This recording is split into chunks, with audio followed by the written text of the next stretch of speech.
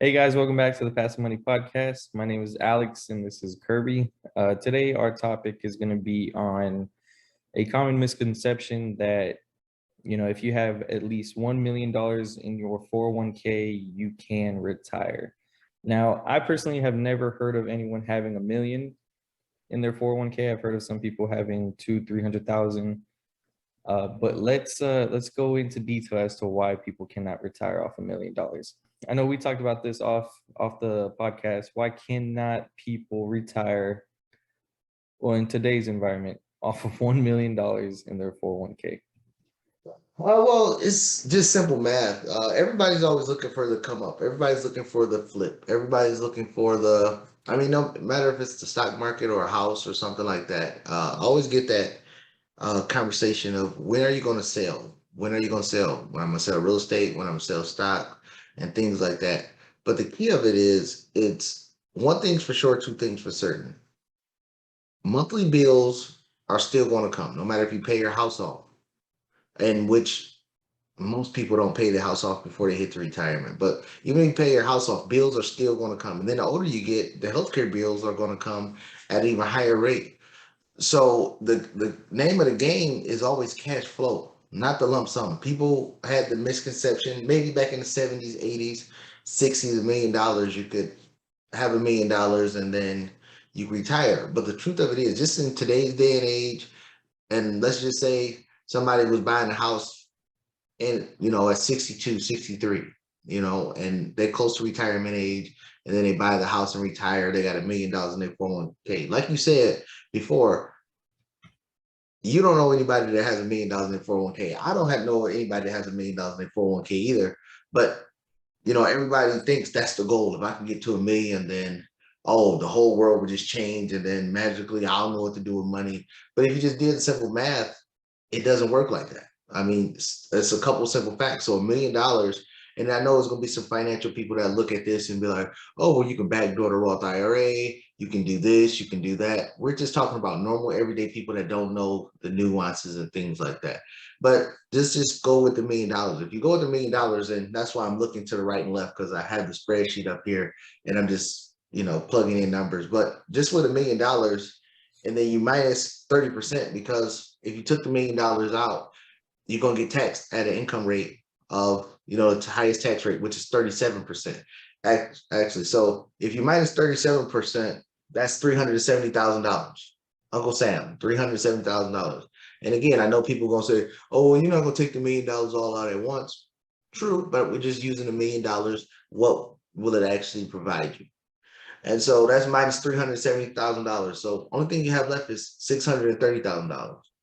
And then conventional wisdom say, oh, well, you go buy a house, pay off a house, pay a house cash. Okay, so what's the average price house that people buy that's in your area right now? What's in your neighborhood right now? What's the average house price?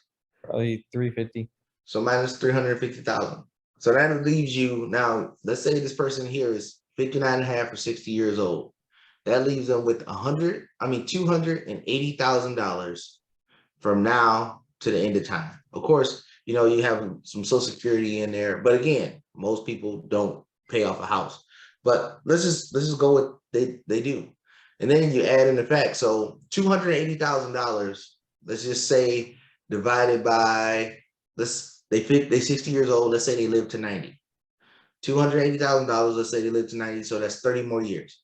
So 280,000, and then we divide that by 360 months. 360 months, that's 30 years. How much do you think that is? This after they pay off their house. So this is how much they have if they just divided whatever they had left for the next 30 years. How much do you think that would be? Probably have to live off of around 1600. Am I right? 16, 1700. 1,500 a month? Yeah. No, it's $777 a month for the next 30 years. So $777. Now, don't forget, with that $777, up until they're 62 and a half, 63, that's Social Security, they still got lights, gas, phone, water, property tax, and insurance on the house. We ain't added in food. We haven't added in anything else. We haven't added in medical expenses. So let's say they get to 62 and a half. and then now they're getting Social Security. That means it's only supplementing their income by $770. And everybody, when they hit that retirement age, that's when everybody wants to travel. There's no room in the budget to travel. There's no room to do nothing really with just using $1 million as a concept. And that's why the whole concept of, oh, if I have $1 million, then I'll be good. And some people already buy a house in their middle years and then paying off the house, but the numbers still don't add up to make it, oh, I got a lump sum of money, I can survive off of it. If your lump sum is $1 million, if it's in a 401k, that's the only money you have. Even if you supplement it with Social Security, which would pay you, let's just say it pays you $2,000 a month. So that's $2,700 a month. Right. $2,700 a month in this inflationary age. And remember, 30 more years, inflation will continue to rise. Probably not at the astronomical rate it is now, but it will continue to rise. So that money will get shorter, shorter, shorter, and shorter. And as they get older, medical bills will pile up, pile up, pile up, and they won't have the income to go in. That's why you see a lot of people in their older age. It's the medical bills is what's killing them. They have the Medicare and Medicaid, whatever you might have, whatever insurance you might have, but that stuff starts piling up. Those co-pays pile up. The bills, property taxes are still going to go higher. Insurance is still going to go higher. So that's why just having $1 million does not suffice. And that's why I always go with cash flow. I'd rather have cash flow than have $1 million. Right. The flip side to that, and I mean, we're not telling people not to invest in their 401k, but how are you going to use your money for retirement? And like Kirby said, if you're going to take out a lump sum, like you hear these lottery ticket winners, like they're taking out the cash lump sum and then they just blow that lump sum. But if you invest or leave your 401k invested and you take from the yield that you make every year, so if you're making, let's just say even small numbers, because as we know, the S&P at a minimum is bringing on average over the long term 8% at minimum in the long term. But let's just say they're pulling in 5% a year, then that's still 50,000. So you would have your lump sum of $1 million and you're living off of 5% of that million, which would be 50,000. But you're absolutely right. I mean, most people that I know especially would just take the lump sum and get hit with taxes and want to buy their dream home, and then it's just downfalls from there.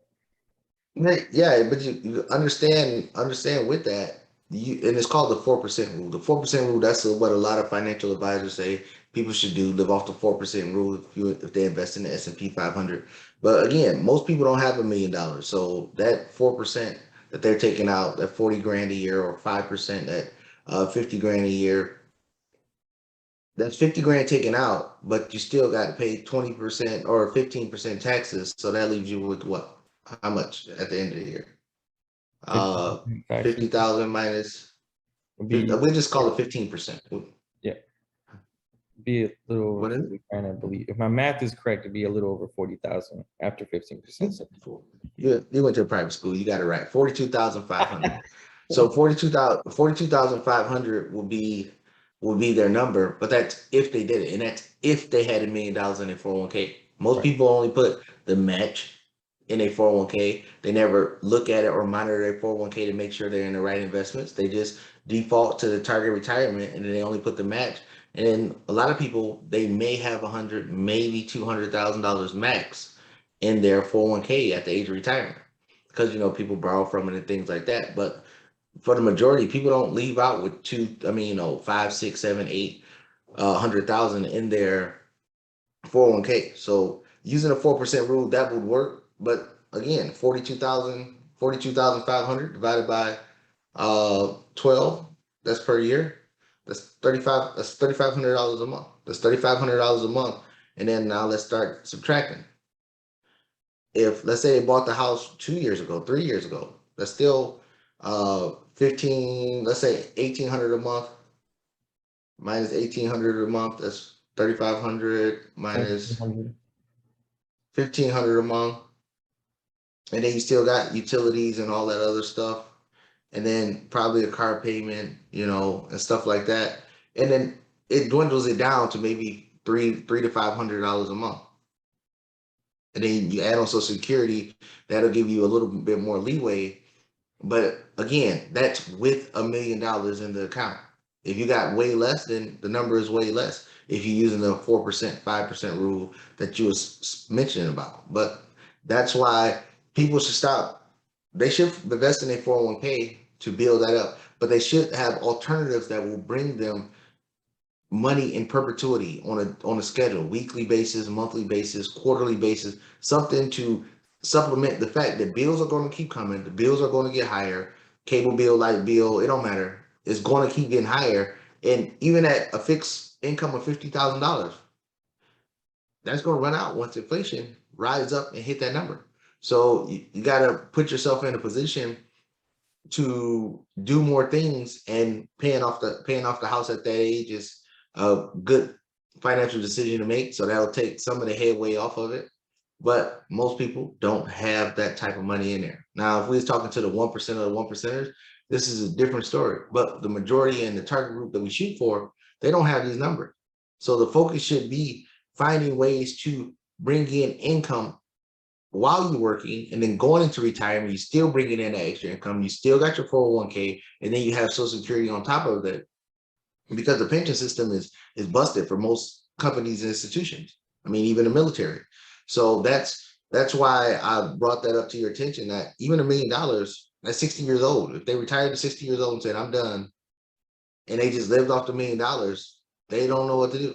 They won't know what to do. They'll keep pension taking it out, and what financial literacy did people have that they see the money sitting there? And again, if they had $1 million, then they're gonna say, oh, I'm only gonna take out 50,000. What if they was making 60, 70, 80,000 when they was working? How the hell are they gonna live off 50,000 now? But when they haven't trained themselves to do it over time. Because as you know, finance is a learned and trained habit. You can't just, and people think that, oh, if I had $1 million, I'll hire a financial advisor, I'll do all these financial literate things. But that's not true. Because if somebody that's 60 years old, if they added up the time they started working at 20 to the age of 60, they done made over $500,000 or $1 million. Where's that money at? It's gone. And that's the same thing that happened if you just didn't happen to touch your 401k, and then you just saw that, hey, you had access to this money because it's past 59 and a half. That's what situations people put themselves in. But they think if they had it, magically they will get financially smart. And that's why they're not. I mean, you can even go to basketball players. They never had the money, then they get the money, and then they get hundreds of millions of dollars, and then they go broke. Of Right. course, there's caveats to that. It's the LeBron James of the world, the Kobe Bryants, the Shaquille O'Neals, the Michael Jordans, the Magic Johnson. But those are outliers to the mass group of what happened. And LeBron James, salute to him. He what he did, he had Harvard educated people, his circle around him. He had Harvard educated people and business people teach his group of people so they can eat themselves, or they can make money themselves instead of living off of him and what he's doing. Now his whole crew is doing things from video production, movie production, and things of that nature. Even one is an agent for other NBA players. So now everybody's making money, but for the most part, most NFL, NBA players, it's one person making the money, which is the professional athlete, and everybody is living off of that one person making the money. And that's why they go broke, because they didn't think of, hey, bills not gonna stop, or they think $1 million is a lot, or $10 million is a lot. It's a lot for one person, but it ain't a lot for if you taking care of mom, dad, sister, brother, cousins, nephews, aunts, uncles. That money goes super fast. And guess what's gonna happen? After you did all that, your career is over, the bills are still gonna come. How do you survive? Taxes are still gonna come. You can't survive. And that's why the concept of lump sum versus residual payments, and that's what we try to talk here in Passing Money about, is getting money in perpetuity over a schedule, no matter if it's weekly, monthly, quarterly, or yearly. But you got to keep having the money come in even when you're not working.